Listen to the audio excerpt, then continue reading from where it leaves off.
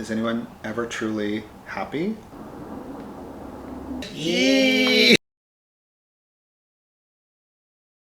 Two Shadows. Yes.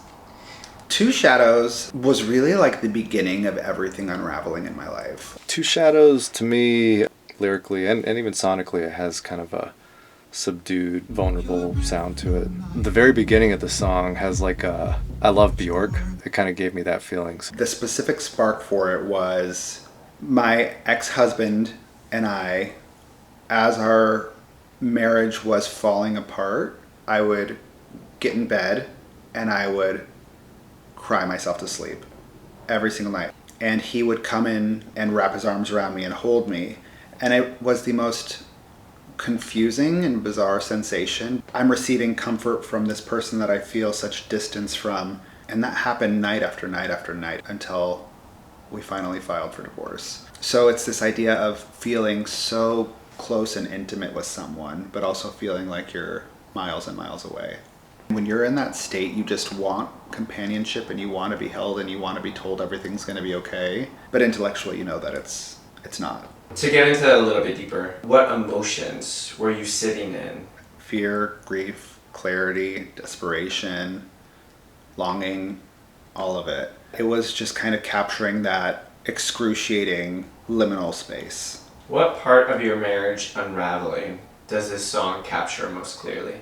To the very end, there was always this desire to make each other okay. I think we both understood and knew what was happening. I think we both understood the inevitability of it, but we both had a really strong instinct to protect and care for one another, and I think we did that as long as we could. Was there a specific moment when you felt yourself becoming one of those two shadows? Our evolution into shadows was a slow burn. I think it's one that I'll always feel guilt for. My ex-husband was the exact same person he was when I married him, which is a beautiful thing, but who I am had transformed so drastically. I had become a totally different person. I had a totally different set of priorities. I had a totally different set of demands and responsibilities. I fought really hard to evolve with him, and it just wasn't possible.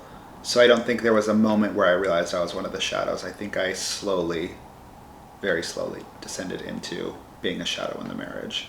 Were there lyrics that felt almost too vulnerable to say out loud?